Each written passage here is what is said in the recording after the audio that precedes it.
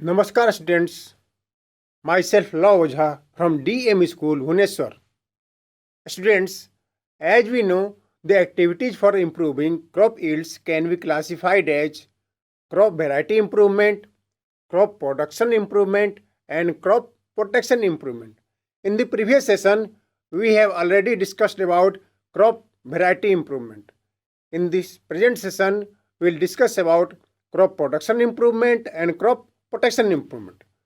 Let's say crop production improvement. It includes nutrient management, irrigation, and cropping patterns. Nutrient management means giving or enriching the soil with various nutrients required for the proper growth of the crop.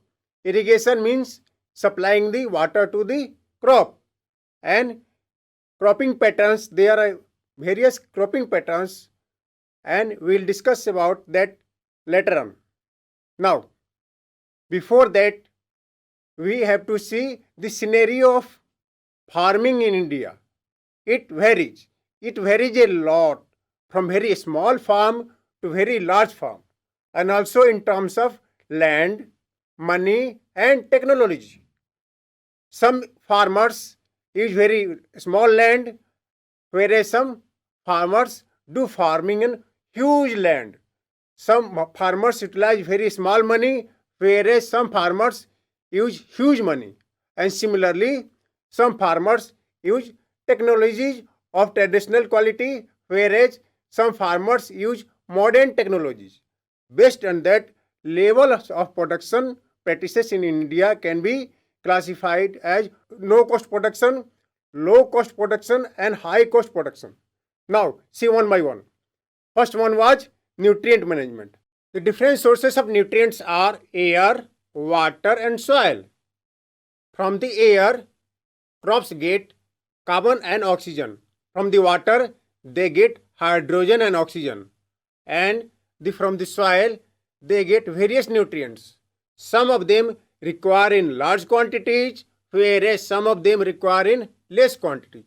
The nutrients that require in large quantities are called macronutrients, whereas the nutrients that require in small quantities, they are called micronutrients.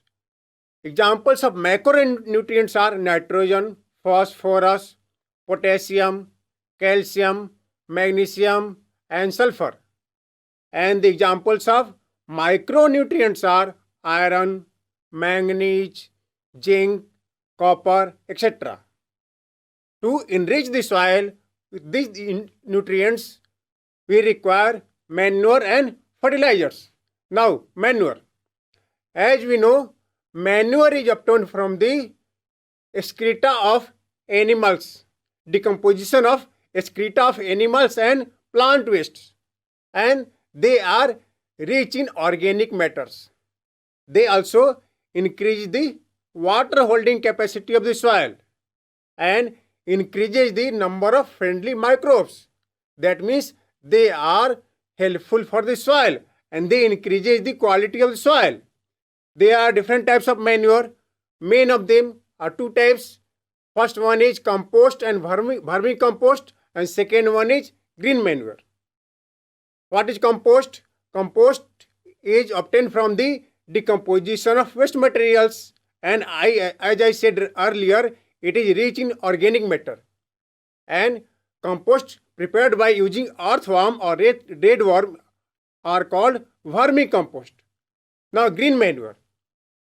Some plants like hemp, guar are grown in the soil before the actual sowing of the crop, and after that they are plowed to mulch in the soil. What happens? They help in enriching the soil with nutrients like nitrogen and phosphorus, and they are called green manure. Now, next one is fertilizers. As you read in class 8, fertilizers are chemical substances. They are commercially produced plant nutrients, and they are rich in only specific nutrients like nitrogen, phosphorus, and potassium. Examples of fertilizers are urea, superphosphate, NPK, etc. And they should be applied very carefully. Otherwise, they may harm the crop. And also, continuous use of fertilizers can destroy the soil fertility. Therefore, for sustainable development, we should do organic farming, and it also include utilization of manure. Now you can easily compare between manure and fertilizers and which one is good for sustainable practices. For sustainable practices, we should encourage organic farming, and there is minimal or no use of chemicals and maximum use of organic manures like biofertilizers and biopesticides, and also healthy cropping patterns. Healthy cropping patterns are intercropping, crop rotation, mixed cropping. About that, we'll study later on. Now, next one is irrigation. As we know, most of the agriculture in India is rain-fed, but monsoon is uncertain. Poor monsoon can ruin or destroy the crop. Therefore, to ensure crop gets water at the right time, we need irrigation. And sources of irrigation in India are wells, canals, river lift system, tanks, and one more thing, rainwater harvesting. And for encouraging sustainable practices, we must adopt rainwater harvesting. Now next, as I said earlier, there are different cropping patterns, and major of them are mixed cropping, intercropping, and crop rotation. We will study all of these three one by one. First one is mixed cropping. It is growing two or more crops. It is growing two or more crops simultaneously on the same piece of land. And in this type of cropping, seeds are mixed up before sowing. And this reduces the chance of crop failure. That means it is a kind of insurance. For example, if one crop is ruined or destroyed, other will survive, and farmer will get less harm or less loss. Examples of this type of croppings are wheat plus gram. That means wheat and gram are grown in same field. Another example, wheat and mustard are grown in same field. Now you can see the picture of mixed cropping. This one is. As you can see, there are two types of crops here, and they are grown. There is no pattern. There is no definite pattern. Next one is intercropping. In intercropping, it is growing two or more crops simultaneously on the same field in definite pattern. Here there is difference. Here crops are grown in definite patterns, and crops are selected such that their nutritional requirements are different, so that there is maximum use of nutrients of the soil, and seeds are not mixed. Seeds are not mixed before sowing. Examples, soybean and maize. As we know, soybean is a leguminous plant, and root nodules of this plant contains nitrogen fixing bacteria, and these supply nitrogen to soybean as well as maize. Now you can better understand with the help of example picture. Now here see the image of intercropping. You can easily see there are two different patterns. Two crops are grown in different definite patterns. What is the advantage? Advantage is if one type of crop is infected with pest, other will not affected, because most of the pests and insects are crop specific. And another advantage is maximum nutrients of the soil is utilized, as these crops have different nutritional requirements. Next, third one is crop rotation. It is growing different crop alternatively on a piece of land. For example, in one season, wheat is grown, in the next season, soybean or some gram is grown. It helps in replenishment of the soil with nutrients. For example, growing wheat and leguminous plant alternatively. How it is advantage? Wheat, as we know, when we grow wheat, it takes some nutrients and nitrogen also, and after that, soil will be deficient to nitrogen. In the next season, when some pulses plant or leguminous plant are grown, they enrich the soil with nitrogen, and again that soil will be rich in nitrogen. Now next one is crop protection management. It includes weed control, disease control, pest control, and storage of grains. We will see them one by one. First one is weed control. We can do weed control by various methods. First one is picking weeds manually. That means we can remove the weeds manually, either with some instrument or with hand. Second, spraying weedicides or herbicides in the field. Third one is using insects that feed on particular weeds.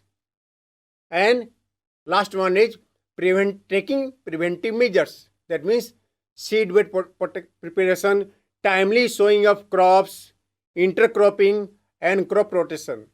That means healthy cropping patterns to take the preventive measures. Now, can you say which of them is suitable for sustainable development? Let us see one by one. Picking weeds manually. Yes, it is eco-friendly or bio-friendly because it does not cause any harm to the environment. Second, spraying weedicides or herbicide. Since weedicides and herbicides are harmful for the soil, therefore it should be used very limited quantity. Third one is using insects that feed on particular weeds. Yes, it is also bio-friendly. That means it helps in sustainable development or sustainable practices. And last one is preventive measures. As we know, prevention is better than cure, and therefore last one is definitely helpful for the sustainable development. That means except the second one, we can use three methods to control weed as sustainable practices. Now here is video of removing weeds. You can see it. Namaste students. Today we have to know how remove the weeds manually. As you know, weeds are unwanted plants and they may take the major nutrients from the soil, and due to this reason the major crop cannot grow properly. Therefore they must be removed. Now we'll see how we can remove the weeds manually. Please come closer. This is weed and this is unwanted plant. It must be removed. While removing the weed, you hold it from the base. Otherwise, the plants may break and roots will be inside the soil. Like this. Hold it and pull it. When you pull it, you will see that some soil remain attached to the weed. We must remove it because this soil is very important and it contains useful nutrients for the plant to grow. How to remove it? Give some jerk. You can also put this in water so that it is removed, and then now you can throw this weed. You can also use this weed at boundaries so that it can hold soil and prevent the soil erosion. Now we can look for some more weeds. Again, look this weed. Again, hold it from the base, remove it, and throw it. You can also use some instrument. See, this is called khurpi. How to use this khurpi? Hold the weed and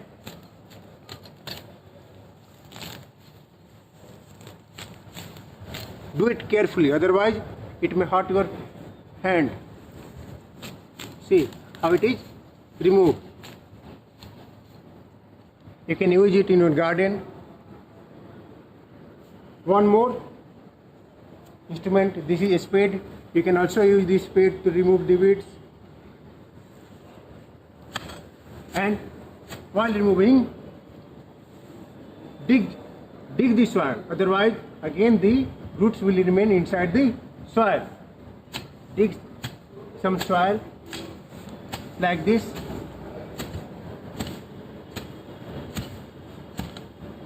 Okay, this is, I think, sufficient.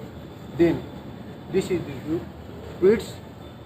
Again, see, soil is attached to the weeds. You give some jerk, the soil will be removed, and then pick the weeds and throw it outside. Thank you. Now, next one is disease control. Various pathogens that affect the crops are bacteria, fungi, and viruses, and they can be controlled by spraying chemicals on crop plants and treating the seeds and soil with chemicals. But again, these chemicals are harmful for the crops as well as soil. Therefore, they should be used very carefully. Next one is pest control. Pests attack the plants in three different ways. They cut the root, stem, and leaves. Secondly, they suck the cell sap from the various parts of the plant. And third, they bore into the stem and fruits and deteriorate the quality of fruits and crop. And they can be controlled by pesticides. But for sustainable practices, for sustainable development, we should encourage biopesticides. Now, storage of grains. As we know, every year a large quantity of grains are lost due to various factors, mainly biotic factors and abiotic factors. Biotic factors include insects, rodents, fungi, mites, and bacteria. Abiotic factors include their inappropriate moisture and temperature, and these factors cause degradation in quality of the crop, loss in weight, poor germinability, and discoloration of produce. Preventive measures, that means they can be controlled by proper treatment of the granaries so that they will free from germs and also from the rodents. And second one is systematic management of warehouses. Now, we can conclude from this session that requirements of nutrients are necessary for the proper growth of the crop plants, and we should encourage these sustainable practices. We should encourage biofertilizers for the better environment. Second, we can enrich the soil by using manure and fertilizers, and organic farming should be encouraged for sustainable practices. Various methods of irrigation are wells, rivers, canals, but for sustainable practices, we should encourage rainwater harvesting. Next one is, we also discussed about healthy cropping patterns, that is mixed cropping, intercropping, and crop rotation, and how they helpful in preventing the diseases and maximum utilization of the nutrients. And at last, we discussed about crop protection management. That means weed control, disease control, pest control, and different ways of storage of grains. Now there is some practice questions. Let us try to solve them. Here there is a question and three options are there. You should have to tell which one is correct and why. Question is, which of the following conditions will give the most benefits to the farmer and why? Option A is farmers use high quality seeds, do not adopt irrigation or use fertilizers. Second option is farmers use ordinary seeds, adopt irrigation and use fertilizers. And third option is farmers use quality seeds, adopt irrigation, use fertilizers and use crop protection measure. Now it is clear that option C is correct. Why? Because farmers are using quality seeds. That means from the quality seeds they will get the plant of desirable quality. They are also adopting irrigation. That means the plant or crops will get sufficient water to grow. They also use fertilizers and manure so that plants or crops get different nutrients that is required for the proper growth of the plant or crops. And they are also using crop protection measures. That means plants or crops will remain free from various diseases. Therefore, option C will be the correct answer. Question number 2. What are the desirable agronomic characteristics for crop improvement? Now, as I said, you can recall from the previous session that there are two types of crops. One is for animals, second is for human beings. And the animal crop is called fodder. And they should have maximum branching so that they fulfill the demand of the cattle. But for the human being, the size of crop should be dwarf so that the crop will get minimum nutrients and maximum nutrients goes to the grains or fruits. Question number 3. Compare the use of manure and fertilizers in maintaining soil fertility. Very clear.